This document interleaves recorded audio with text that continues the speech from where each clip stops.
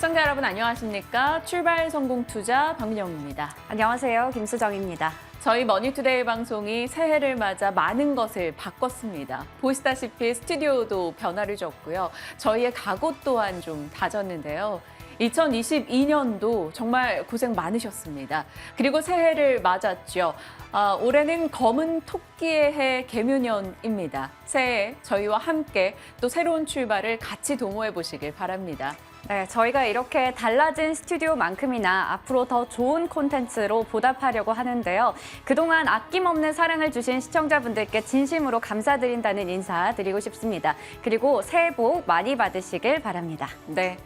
새해 복이라 하면 저희 투자자분들이야 사실 주식 투자에 집중하시다 보니까 네. 당연히 수익이 되겠습니다. 수익으로 이어질 수 있는 전략과 함께 고민하고 더 발빠른 뉴스를 전달해 보도록 할게요. 자, 오늘도 다양한 내용들 준비되어 있습니다. 지금부터 같이 체크해 보시죠. 일단 주말 사이 우리가 쉬고 있는 동안 뉴욕장의 분위기가 어땠는지부터 함께 확인을 해보겠습니다. 마지막 2거래일간의 뉴욕장의 분위기는 우리 장에게 굉장히 우호적인 흐름을 나타냈습니다. 뉴욕 증시 12월 29일에 3대 지수 모두 다 굉장히 강한 상승을 나타냈습니다. 필라델피아 반도체 지수도 3% 이상 뛰는 흐름이 확인이 됐죠. 테슬라가 8% 이상의 폭등을 기록하면서 리비안, 루시드, 니오 등의 종목들 같이 끌고 가는 흐름이 나타났고요. 애플과 엔비디아도 저가 매수에 대한 보고서가 등장을 했습니다. 반가웠습니다. 반도체나 전기차가 굉장히 강한 흐름을 나타낸 게 얼마만인가라는 생각이 들었고요. 자, 이날 상승분은 우리가 휴장인 게 아쉬울 정도로 상당히 좋았는데 그 다음 날까지 이어가지 못한 것은 일부 아쉽기도 했습니다. 그 다음 날은 장중에 내내 지지부진한 흐름을 나타냈다가 막판에 저가 매수가 들어오며 낙폭을 조금 줄인 정도로 거래를 마쳤는데요. 그래도 장 후반에 낙폭을 되돌렸다라는 것은 긍정적이었고 테슬라나 애플 등의 상승이 이어졌다라는 것도 비교적 괜찮았습니다. 발표된 데이터 중 하나는 신규 실업시장 청구 건수가 예상보다 증가했다라는 건데요. 고용이 부진했다로 해석이 된다면 결국에는 긴축이 완화될 수 있지 않을까 이쪽의 기대로 흘러가기 마련입니다. 어찌됐건 이렇게 뉴욕장은 2022년도 문을 닫았습니다. 2022년도는 글로벌 금융위기 이후로 뉴욕과 국내가 최악의 한 해를 보는 때입니다. 바로 나스닥은 33% 밀렸고요. 코스닥은 34%, 코스피도 25% 지난해 떨어졌습니다. 우리가 IT와 그리고 수출 비중이 컸기 때문에 조금 더 세계 긴축의 영향을 받아갔던 상황이었고요. 모든 것은 상상 이상이었던 게 바로 지난해입니다. 긴축의 강도는 예상보다 더 셌고 인플레이션 우려도 더 길게 유지가 됐고요. 전쟁 또한 길어졌습니다. 경기 침체에 대한 우려까지 새롭게 등장을 했고요. 모든 악재가 더 길고 깊고 강하게 나타났던 게 지난해였죠. 그러면서 세계 경제에서는 주식과 채권 시장에서 무려 4경 3,700조가 증발했습니다. 신영증권에서요. 연말에 거의 반성문과 같은 보고서를 내기도 했습니다. 그 내용을 보시면 중국 자존심에 대한 고려가 부족했다. 과거 사례 기반의 전망의 한계를 느꼈다 등등의 이야기들도 나왔습니다. 그만큼 예상을 하기가 어려웠던 게 바로 지난 한 해였고요. 글로벌 IB들의 전망도 거의 다 틀렸다라는 이야기들이 쏟아졌죠. 자, 문제는 앞으로가 어떻게 될까이겠습니다.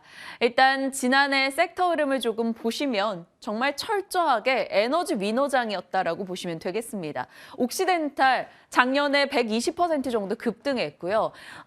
지난해 제일 많이 올라갔던 종목들 1위권부터 10위를 내려다 보면 미국에서 모두 다 에너지주였다라는 게 굉장히 놀랍습니다. 60% 이상은 기본적 상승이고요. 반면에 많이 빠졌던 종목들을 들여다보면 우리의 빅테크가 다 들어가 있습니다. 테슬라, 메타, 넷플릭스, 엔비디아, 아마존, 마이크론. 빅테크에서 올해 지난해 3,800조 정도가 증발했다라는 소식도 들려왔죠. 개인들이 국내에서 많이 샀던 외국 주식 1위는 테슬라였고요. 2위는 바로 TQQQ입니다. 나스닥 세배 추종 ETF죠. 이 또한 80% 이상 밀렸고요. 반도체 세배 추종 ETF도 87% 이상 떨어졌습니다. 가상화폐 시장은 어땠습니까? 정말 혼돈의 시장이었죠. 루나 사태부터 FTX 파산 이슈까지 줄줄이 나오면서 비트코인, 이더리움의 폭락이 있었고 세계 최대 가상자산 거래소인 코인베이스도 주가가 86%나 떨어졌습니다. 그만큼 지난해는 안 빠진 거 찾기가 어려웠고 유일하게 퍼스트솔라나 에너지 쪽의 종목들만 강했다 정도로 받아들이시면 될 것 같아요. 자, 이렇게 지난해를 보냈습니다. 그리고 새해를 맞았죠. 아직까지 투자자들의 시각은 조금 더 차갑습니다. 아직 던지는 질문이 여전히 동일하기 때문인데요. 지난해 했던 고민이 아직까지 이어집니다. 인플레이션이 잡힐 것인가? 잡히지 않아서 고강도 긴축이 나온다면 침체 우려는 더 커질 수가 있겠죠. 경기 침체에 빠지는가 혹은 빠졌는가 고민을 하고 있고요. 중국의 리오프닝 이슈도 어떻게 소화할 것인지 중요해 보입니다. 호재로 받아들인다면 재고가 줄고 경기 침체가 우려 줄 수 있다라는 거고요. 악재로 본다면 결국 중국이 원자재를 다 빨아들여서 인플레를 자극할 것이다. 중국의 리오프닝 단기 변동이 좀 클 것이다. 감염병을 중국에서 견디기 어려울 수 있다 등의 이야기가 계속 나오고 있습니다. 단기적으로 중장기적으로 리오프닝에 대한 이슈는 조금 달리 봐야 될 것 같고요. 반도체 회복은 언제가 될까요? 사이클상으로는 내년 하반기 보고 있고요. 그걸 조금 선반영했다면 우리가 상반기 중에는 올라갈 수 있지 않을까 기대감을 내놓고 있습니다. 자, 그리고 갈등의 골도 계속된 이 요소 중 하나죠. 악재의 요소요. 러우 전쟁이 길어졌고요. 미중 갈등은 더 심화되고 있습니다. 미중 갈등이 더 격화될수록 한국의 GDP는 6% 정도 증발할 수 있다는 우려도 나오니까요. 자, 어찌 보면 다 아는 악재입니다. 좋게 생각한다면 해결될 것만 남았다라는 거고요. 나쁘게 생각한다면 그만큼 해결되기가 쉽지 않다라는 게 되겠죠. 경기 침체를 가리키는 이야기는 계속 나옵니다. 수출 데이터가 또 월 초다 보니까 등장을 했는데 12월 수출 증가율이 마이너스를 기록했습니다. 5월, 6월경부터 해서 한 자릿수로 떨어졌고 계속해서 둔화되더니 마이너스 움직임이 이어지고 있습니다. 괜찮았던 쪽은 자동차, 석유 제품, 2차 전지 기존과 동일하고요. 반도체나 철강 등은 여전히 20-30%씩 마이너스를 기록했습니다. 이것을 보면서 경기 침체를 가리키고 있는 게 아니냐라는 시각도 계속 나옵니다. 지표 꾸준하게 점검이 좀 필요하고요. 삼성증권에서는 그래서 이 시기에는 우리는 피봇을 대기해야 된다라고 말합니다. 첫 번째는 심리적 피봇 대기입니다. 어찌됐건 과거에 어떤 악재가 있더라도 코스피가 120월선은 계속해서 지켜내고 올라갔다라는 것을 꼽고 있는데요. 그래서 지금 120월선으로 놓고 본다면 2250선, 이 부근에 터치할 때마다 언제나 매도보다는 보유하고 관망보다는 매수해야 된다. 왜? 지금은 알려진 악재보다 조금 호재에 민감하게 반응을 할 시기가 다가오고 있기 때문이라고 지적하고 있습니다. 자, 그리고 물가 금리 피봇도요. 최종 금리는 5.1%. 하지만 삼성증권에서는 그보다 낮아질 것으로 미국 연준이 조금 낮추지 않겠느냐라는 전망도 내놓고 있고요. 낮추지 않는다고 하더라도 동결만으로도 충분히 시장에는 의미가 있을 것으로 보고 있습니다. 그리고 중국 피봇도 가장 중요한 포인트 중 하나로 꼽고 있는데요. 중국 얘기는 좀 따로 보겠습니다. 지난 마지막 거래일 브리핑해드렸던 내용이었죠. 리오프닝 주 단기 변동이 예상됩니다라는 거였습니다. 그 내용은 결국 미국과 일본에서 중국의 여행객들이 들어오는 것을 일부 조금 제동을 거는 움직임이 나왔기 때문이죠. 그리고 바로 그 다음 날 우리도 굉장히 센 제동을 걸었습니다. 다른 국가들은 계속해서 좀 검사를 강화하는 쪽에 초점을 맞췄다면요. 우리는 아예 단기 비자 발급을 막겠다라고 의견을 냈습니다. 그래서 1월 동안 중국 현지 공관의 단기 비자 발급이 제한되고요. 입국 전후 코로나19 의무 검사 강화의 움직임이 나왔습니다. 그렇기 때문에 단기적으로 리오프닝 중국 소비주들의 변동이 충분히 있을 것으로 판단되고요. 이미 지난 마지막 거래일은 그것이 반영됐죠. 다만 그럼에도 불구하고 많은 증권사에서 올해는 중국 소비주를 봐야 한다라고 말하고 있습니다. 중국이 갖고 있는 힘이겠죠. 2016년도에요. 한국에 들어왔던 중국인 입국자 수가 700만 명에 달합니다. 그런데 2021년도에는 그게 15,000명 정도였고요. 급감했지만 이제 올라올 여지가 있다라는 거죠. 올라온다면 그들의 소비력은 결단코 무시할 수 없다라는 게 되겠고요. 우리도 거쳤다시피 1차 정점을 찍고 2차 정점을 찍고 생각보다 빠르게 많은 이들이 확진된다면 그보다 더 빠르게 리오프닝의 시기가 올 수 있다는 말도 있습니다. 리오프닝의 단기 변동 이후에는 추가 랠리만 남아있다라는 시각이 등장한 거죠. 그래서 차이나 플레이 해야 된다라는 목소리가 많이 나왔고요. 삼성증권에서는 관련해서 중국 소비 대형주들을 꼽았는데 호텔신라, 아모레지, GKL, 대한유화, 오리온, 한미약품 등을 언급하고 있습니다. 한 번쯤 중기 관점에서 혹은 장기 관점에서 관심을 가지면 좋을 것인가 전략이 필요할 것 같습니다. 자, 중국 관련한 이야기를 다뤄봤고 이제 올해 전망에 대한 이야기를 좀 해볼까요? 네, 이제 올해 국내 증시의 전망에 대해서 좀 체크해 보도록 하겠습니다. 새해가 밝긴 했는데 약간 불안하다라는 이 기색은 좀 떨칠 네. 수가 없는 것 같습니다. 지난주에도 제가 우리 증시에 대해서 이 증권사들의 전망을 얘기하면서 장밋빛 전망을 그래도 내놓고 있다라는 말씀을 드렸었는데요. 좀 더 구체적으로 새해를 맞은 만큼 체크해 보도록 하겠습니다. 조선비즈에서 설문조사를 했는데요. 총 17개 증권사 중에서 16개 증권사에서 응답을 했습니다. 2023년 상반기의 코스피 전망치를 체크해 보도록 할 텐데요. 그나마 전향적으로 증시를 보고 있었던 쪽은 이베스트 투자와 신한투자가 되겠습니다. 2200에서 2700까지, 2000에서 2600까지 각각 전망하고 있었습니다. 가장 보수적으로 지금 증시를 내다보고 있는 쪽은 신영증권이 될 텐데요. 2140을 하단으로 잡았고요. 상단은 2170으로 상당히 제한적으로 잡고 있는 모습 확인할 수가 있습니다. 작년 4분기에 코스피 지수가 2155선에서 2483선까지의 등락을 보였었는데요. 2023년 상반기 전망의 평균치를 내본다면 2135에서 2550포인트로 전망이 되고 있습니다. 올해도 역시나 이 금리 인상에 대한 우려, 그리고 경기 침체, 경기 둔화에 대한 우려가 현실화된 상황에서 경기 침체 가능성이 높다라는 쪽에 무게가 실리고 있긴 합니다. 하지만 지난해 워낙에 이 하방 압력이 컸기 때문에 이러한 우려들이 선반영이 됐기 때문에 지난해 같은 폭락장은 이어지지 않을 것이다라는 증권가의 시각이 우세한 상황입니다. 그렇다면 앞으로의 이 추가 하방 압력에 대한 전망 어떻게 내놓고 있을까요? 우선은 증권가에서는 상반기에도 약세 흐름은 이어질 것이다 라고 대다수가 이야기를 하고 있죠. 하지만 추가 하락에 대한 가능성에 대해서는 좀 갈리는 입장을 제시하고 있습니다. 제한적이다라고 보고 있는 키움증권과 NH투자증권의 시각을 본다면 우선은 그동안 우리 증시가 워낙에 이 여러 가지 악재가 선반영이 됐고 이 여러 가지 악재에 내성이 생겼다라고 보고 있었습니다. 그래서 키움증권에서는 지수의 상단을 어느 정도 제약은 하겠지만 전저점을 위협하지는 않을 것이다 라고 보고 있었고요. NH투자증권에서도 역시나 마찬가지로 선반영에 대해서 이야기를 하고 있었습니다.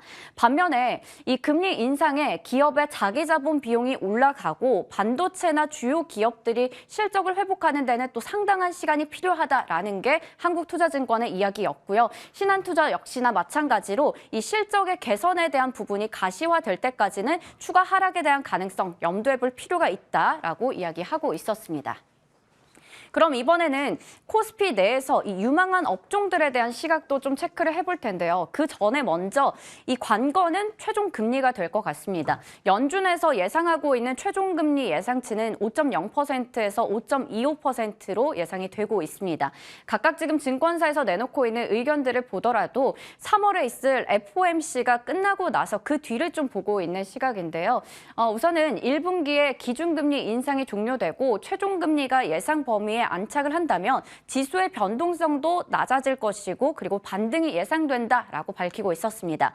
삼성증권에서는 이렇게 금리가 동결되고 나서는 국내외 금리가 좀 피크아웃 현상이 나타나고 증시도 점진적으로 정상화될 것이며 국내외에서 주요 기업들의 투자 모멘텀이 재개되면서 증시도 회복세를 나타낼 것이라고 봤습니다.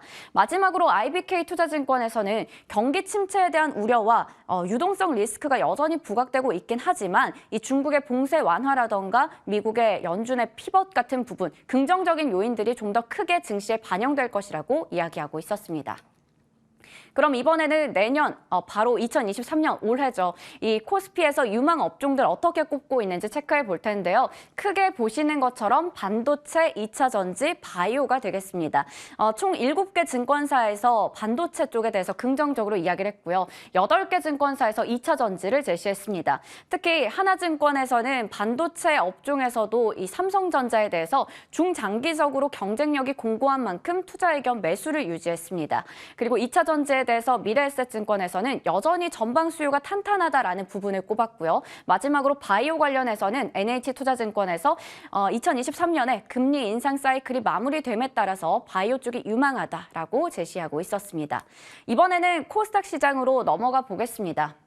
증권사들은 대부분 2023년 코스닥 지수가 600포인트까지 떨어질 수 있다라고 이야기하고 있었습니다. 상반기에 코스닥 지수 전망을 좀 체크해 보면 IBK투자증권과 삼성증권이 각각 600포인트에서 900포인트까지 밴드를 열어두면서 그나마 긍정적으로 제시하고 있었는데요. 하지만 이 작년에 1000포인트까지 올라갔던 코스닥 지수, 올해는 많이 올라봤자 900 정도가 최고 수준이다라는 게 증권가의 의견이었습니다. 관건은 기준금리의 하락세가 될 것이고요. SK증권에 따르면 정부에서 증시 안정과 관련해서 대책을 마련하는 것도 필요하다라는 입장 내놓고 있었습니다. 마찬가지로 코스닥 시장에서의 유망 업종 체크해 볼 텐데요. 역시나 2차 전지, 배터리가 이야기가 나오고 있고요. IT 쪽도 불확실성이 거치고 있다라는 부분에서 긍정적으로 제시하고 있었습니다. 2차 전지에 대해서는 전기차 배터리의 시장이 폭발적으로 성장하고 있다는 부분 꼽을 수 있겠고요. IT 쪽에서는 연준의 긴축 속도가 조절된다면 IT 기기의 수요가 다시 한번 증가할 수 있다라는 부분 긍정적으로 볼 수 있겠습니다. 마지막으로 SK증권에서는 이익 증가율이 높은 기업들 위주로 보자. 이 시장에서 방어주 성격을 지닌 필수 소비재 업종을 꼽고 있었습니다. 그 외에도 헬스케어나 제약바이오, 게임이나 엔터 쪽이 유망 업종으로 꼽혔습니다. 그렇다면 반면에 이 새해에 피해야 할 업종이 있다면 어떻게 될까요? KB증권에서는 내수 소비 업종, 메리츠증권에서는 인터넷과 자동차 꼽았고요. 미래에셋증권에서는 건설과 은행, 한국투자증권에서는 화학과 건설, 에이펙스 자산운용에서는 바이오, 게임, 엔터를 각각 꼽고 있었습니다. 이유를 크게 좀 본다면 건설 쪽은 워낙에 부동산 경기가 침체됐고 PF 시장이 경색되면서 실적이 계속해서 악화될 것으로 전망되고 있고요. 이러한 쪽에서 부동산 대출 영향을 받는 은행 업종까지 부정적인 시각이 큰 상황입니다. 마지막으로 화학 업종도 중국에서의 수요가 살아나지 않고 있다라는 부분이 부정적으로 작용하고 있습니다. 이렇게 코스피와 코스닥 2023년에 지수의 밴드 전망부터 유망 업종까지 또 피해야 할 업종까지 체크를 해봤는데요. 잠시 후에 전문가 모시고 이러한 이야기에 대해서 어떤 시각 가지고 계시는지 좀 더 자세하게 질문 드려보도록 하겠습니다. 네, 증권사 8곳에서 반도체에 대해서 긍정의 언급을 꺼냈다라는 게 또 의아하면서 기대되기도 했습니다. 저희도 그 반도체 섹터에서 개인 투자자분들 너무나 많은 고민하고 계셔서 저 이어지는 개장 시간 때 또 노근창 센터장을 모셨습니다. 반도체에 대해서 직접 스튜디오에서 의견 주실 거기 때문에 저희 방송 끝까지 체크해 주시길 바랍니다. 자, 새해다 보니까 정말 많은 말들이 쏟아졌습니다. 새해 쏟아진 각각의 신년사들 그 안에서 힌트를 얻을 만한 내용들을 정리해봤습니다. 일단 윤석열 대통령께서 경제에 대한 이야기를 11번 경제 키워드를 언급했고요. 경제는 위기다. 그 위기를 수출로 극복하겠다라고 밝혔습니다. 새로운 수출 동력은 인프라 건설과 원전, 방산이다라고 꼽았고요. 여전히 원전에 대한 애정을 드러냈습니다. 그리고 미래전략기술과 첨단 바이오, 우주항공, AI에 대한 투자 의지도 드러냈죠. 하지만 뭐니 해도 이번 주에 조금 중요한 것은 바로 이 추경호 경제부총리의 발언이지 않을까 싶습니다. 이번 주에 반도체 설비 투자 세액 공제율을 2자릿수로 올리는 방안을 내놓을 것이다라고 예고를 했습니다. 우리나라 반도체 설비 투자 세액 공제율이 6%였는데 이걸 8%로 올렸고 윤 대통령 측에서 조금은 더 올리자라는 의견이 나왔었죠. 그것을 두 자릿수대로 올린다라는 겁니다. 이것에 대한 지적이 사실 계속 있었거든요. 미국은 설비 투자 세액 공제율이 25%, 대만도 15에서 25로 올리는 추세였습니다. 우리만 한 자릿대는 너무하지 않았나라는 지적이 있었는데 어찌됐건 그 움직임이 나오고 있다라는 것, 반도체에 조금 큰 힘이 돼주지 않을까라는 생각도 듭니다. 자, 한국은행 이창용 총재 신년사는 다소 부담이 될 수는 있겠습니다. 여전히 통화 정책은 물가 안정에 중점을 두겠다라고 밝혔어요. 고금리 정책은 가계부채를 잡는 데 도움이 되고 있다라고 얘기했고요. 또 문화체육관광부 측에서는 K 콘텐츠에 전폭적인 지원을 하겠다라고 밝혔습니다. K 콘텐츠 수출액을 놓고 봤을 때 2021년도에는 가전이나 전기차보다 훨씬 컸다라고 이야기하며 긍정적인 시각을 내놓기도 했습니다. 자, 이렇게 말이 쏟아졌는데 반도체 쪽, 원전 쪽 조금 더 기대할 수 있지 않을까라는 생각이 들었고요. 뉴스도 계속 나옵니다. 현대차 악재성 이슈가 굉장히 많았었는데 한 발 조금 나아가는 소식들도 들려오네요. 현대차가 사우디와 자동차 생산 확대 MOU를 맺었다라는 소식이 들려오고 있습니다. 그러다 보니 관련해서 개별주에 조금 더 봐야 된다라는 움직임도 있습니다만 일단 현대차 쪽 이슈로 저는 초점을 맞춰봤고요.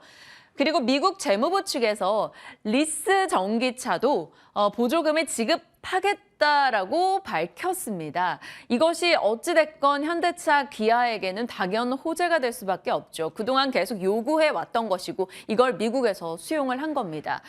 개인들의 전기차 판매 문제가 되잖아라고 지적할 수도 있습니다만 그것은 또 추후 해결해야 되는 문제인 거고요.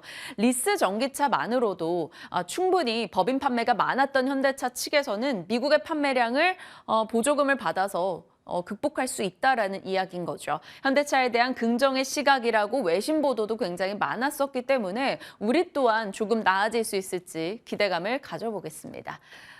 개별 뉴스들도 제가 계속 찾아보고 전달을 해드리고 있습니다. 일단은 조금은 더 짧은 방망이로 테마성 매매도 빨리 해야 되는 장이다 보니까 이런 뉴스를 빼놓지 않고 전달이 드립니다. 일단 애플의 공급 정상화 기대감 나오네요. 중국의 가동률 70% 정도 정상화됐다라고 하고요. 애플페이에 대해서도 우리가 애플의 점유율 확대 기대감이 있었는데요. 이제 공공 업무폰도 스마트폰, 애플폰이 가능해졌다라고 합니다. 그래서 애플의 이 점유율이 올해 좀 더 늘어나지 않을까라는 시장의 기대 나오고 있고요. 또 하나가 무선 충전 관련해서 법이 조금 긍정적으로 바뀌어가고 있습니다. 그래서 전기차 무선 충전 관련한 종목들 긍정의 시각 유지해야 될 것으로 보이고요. 복수국을 입은 송혜교의 더 글로리가 좋은 평을 내고 있다고 하네요. 콘텐츠 쪽 단기적인 이슈는 될 수 있을 것 같으니까요. 관련해서 점검하시길 바랍니다. 자, 이런 여러 이슈들 함께 보시면서 트레이딩 관점의 대응도 살피시길 바라겠고요.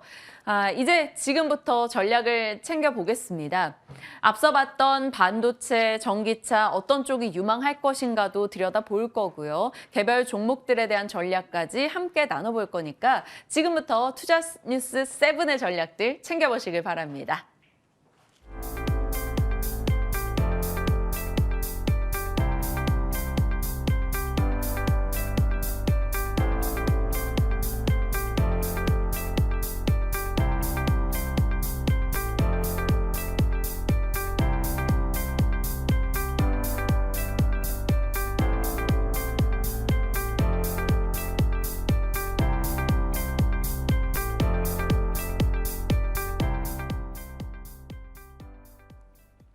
새로운 스튜디오에 저희도 적응을 하고 있고요. 이창희 대표님도 적응을 하고 계십니다. 새해 복 많이 받으시고요. 새해 복 많이 어서 오십시오. 네. 네. 이제 새해 전략을 또 다뤄봐야 하는 시기가 됐습니다. 새해에는 그래도 지난해보다는 나을 거다라는 시각도 있고요. 아직까지 해결된 것이 하나도 없다라는 시각도 있습니다. 그래도 작년보다는 해결의 실마리를 찾고자 하는 의지들이 조금 더 나오고 있거든요. 대표님의 시각은요? 뭐 비슷합니다. 뭐 작년보다 낫겠죠. 왜냐하면 금리를 올리진 않을 거니까요. 근데 또 작년만큼 힘든 시기가 올 것이다. 왜냐하면 고금리가 좀 장기화될 것이기 때문에 조금은 저는 상반기까지는 썩 좋지 않을까 생각하고 있고 상반기 이후에도 조금은 흐름을 좀 봐야 되지 않을까 생각하고 있고요. 일단 뭐 그거는 이제 차지하고 당장 1월, 2월이 중요하지 않을까 판단하고 있어요. 왜냐하면 이번 주에 삼성전자가 예비 실적을 금요일이죠. 예, 네. 발표를 하죠. 그 발표하고 난 다음에 왜냐하면 마이크론이 실적이 상당히 안 좋았기 때문에 삼성전자는 괜찮을 거라는 인식이 삼성전자 주가를 버텨주고 있는 것인데 만약에 뭐 최악의 지금 리포트는 한 5조 한 8천억까지도 나오고 있기 때문에요. 그래서 그런 것들이 예비 잠정 실적으로 나오게 된다면 상당히 증시에는 영향을 좀 미칠 수밖에 없지 않을까 생각을 좀 하고 있고요. 또 뭐 1월 중순부터 본격적으로 미국 시장도 이제 어닝 시즌에 들어가기 때문에 4분기 실적 발표하면서 또 올해에 대한 어떤 전망치 이런 것들이 나올 것이기 때문에요. 또 2월 달에는 FOMC 회의가 있죠. 그래서 1월 중순부터 2월 중순 한 달은 상당히 위험할 수 있다. 그러니까 위험하다는 게 뭐 폭락이 아니라고 하더라도 올라가기 이제 힘든 시장의 흐름이 아닐까 생각을 좀 하고 있습니다. 그래서 일단 12월 한 달 동안 외국인들이 거의 1조 8천억 가까이 한 1조 7천억 정도 주식을 순매도했는데 이러한 것의 수급이 어떻게 좀 변화가 될 수 있는지 또 봐야 된다 생각하고 있고 저는 현금을 좀 어느 정도 계속 확보해 놓고 시장을 보자. 제가 뭐 화면 하나 준비한 게 있었는데 과거의 주도 섹터 흐름들이었거든요. 근데 보시면은 2003년도부터 2007년도는 조선건설이 상당히 올라왔었고 그다음에 뭐 차화정 그리고 뭐 중국 소비주, 뭐 바이오주 뭐 이런 종목군들이 그 해마다 그러니까 한 2, 3년마다 그 주도 섹터 달랐다라는 거예요. 제가 이 말씀 드리고 싶은 얘기는 뭐냐면 재작년 혹은 뭐 그 전에 정말 좋았었던 기업들 근데 지금 손실이 많이 나고 계신 분이 있으시잖아요. 예를 들어서 뭐 네이버, 카카오 대표적으로 고점 대비해서 뭐 한 60, 70% 하락을 했고 그런 종목들이 많이 있으실 텐데 그 종목이 다시 못 간다는 뜻이 아닙니다. 갈 수 있습니다만은 그 종목이 올라가기보다는 다른 종목이나 다른 업종이 주도 섹터가 저는 상반기 이후에 나올 수 있다고 보고 있어요. 그러면 지금은 어떻게 보면은 그래도 제가 계속 종목 교체를 해야 된다, 현금화 해야 된다 말씀드리면 많은 분들이 그런 말씀하세요. 내가 지금 물리고 있는 종목이 70% 마이너스 70%인데 지금 현금화할 종목이 없다라고 하시는데 네.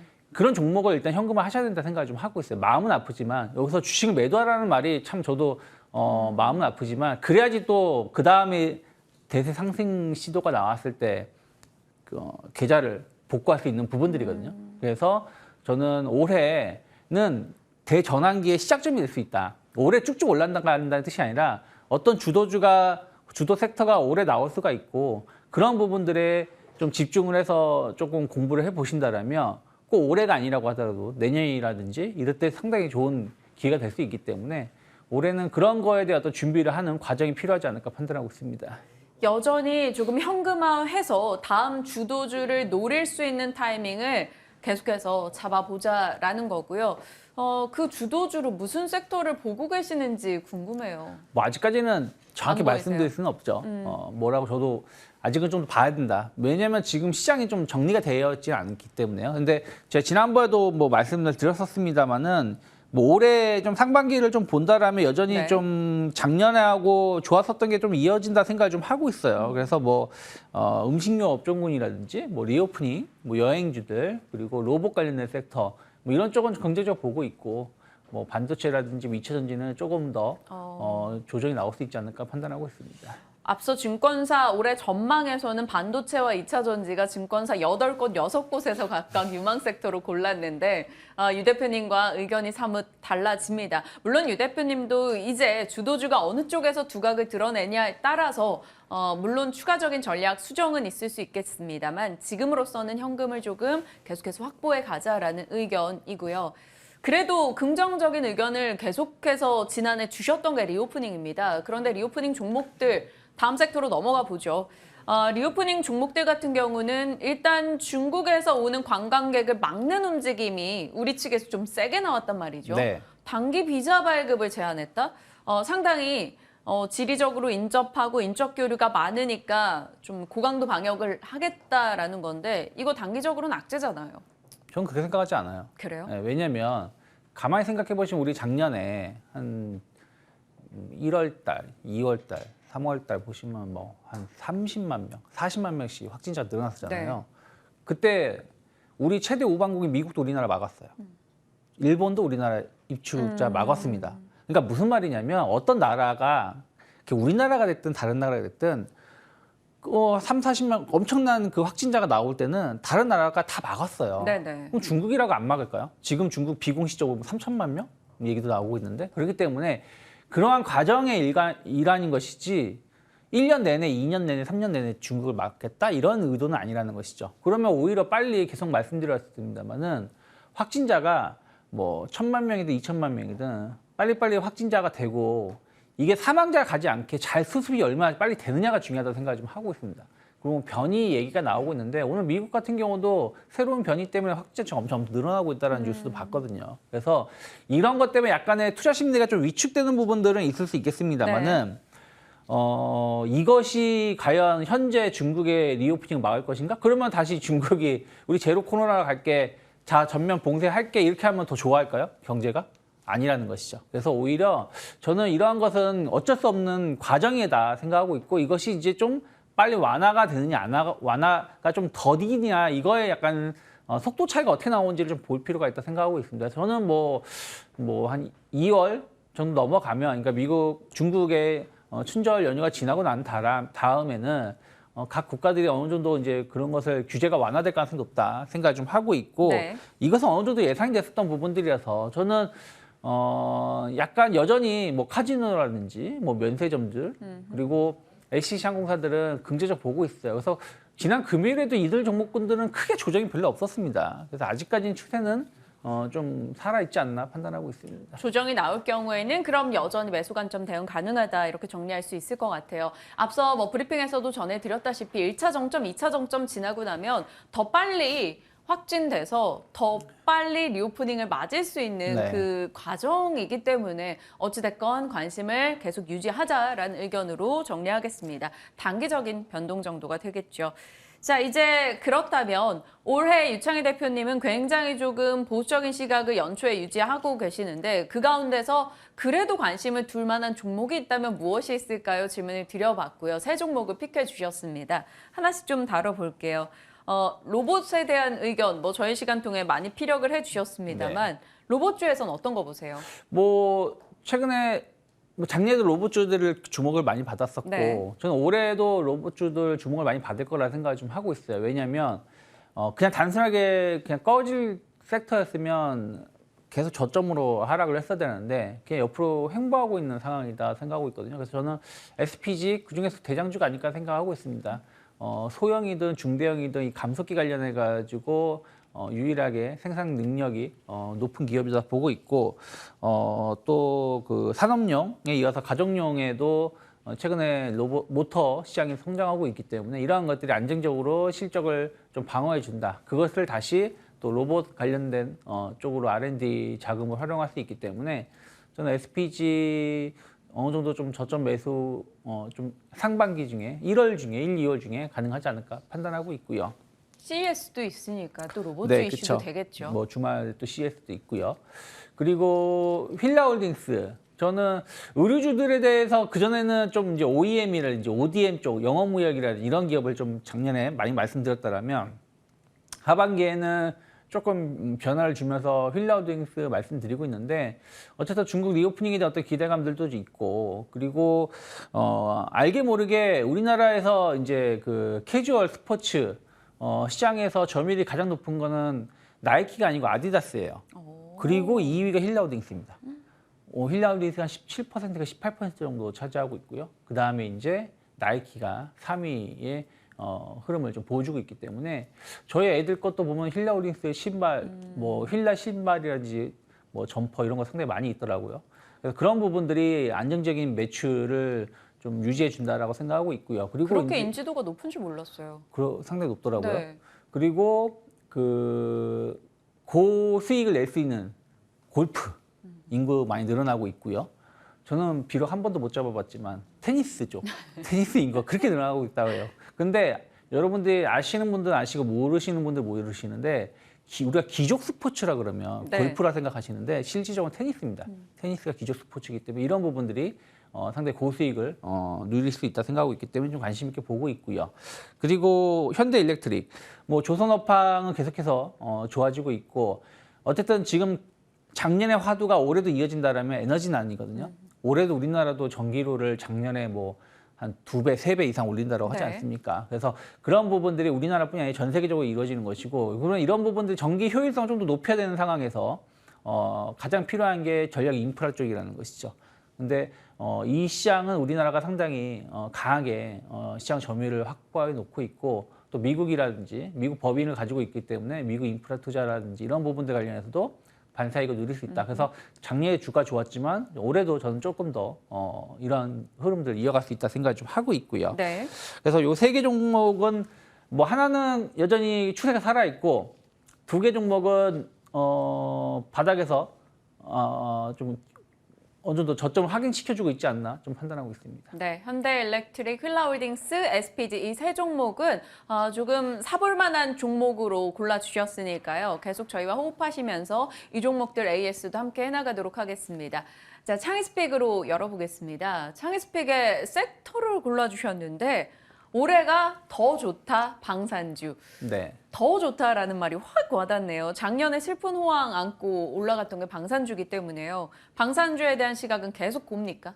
저는 올해 그러니까 어저께 그저께 좀 많은 고민을 좀 했어요. 그러니까 어떤 쪽을 좀 알려드려야 될까. 근데 딱히 뭔가가 확 눈에 띄는 건 없었는데 그래도 좀 주목을 해볼 수 있는 건 방산주가 아닐까. 최근에 방산주가 그렇게 썩 좋은 흐름은 아니었습니다만은 약간의 쉬어가는 구간이지 이것이 뭐 흘러내리는 구간은 아니다 생각하고 있고 말씀하신 것처럼 대규모 수출 수주가 작년에 나왔죠. 작년 하반기에 집중해서 나왔죠. 그럼 이게 올해 실적으로 반영될 수 있다 생각을 좀 하고 있고요. 네. 또 추가적인 수주 증가에 대한 어떤 기대감들 또 주요 지역 지형화 리스크는 계속해서 이어진다라고 본다라면 저는 뭐 하나 에어로스페이스라든지 한국항공 우주 같은 기업들 아직은 흐름들 자체가 이제 다시 좀 살아나갈 수 있지 않을까. 그래서 1, 2월 달 좀 관심 있는 섹터 중에 하나가 방산주가 아닐까 생각하고 있습니다. 네.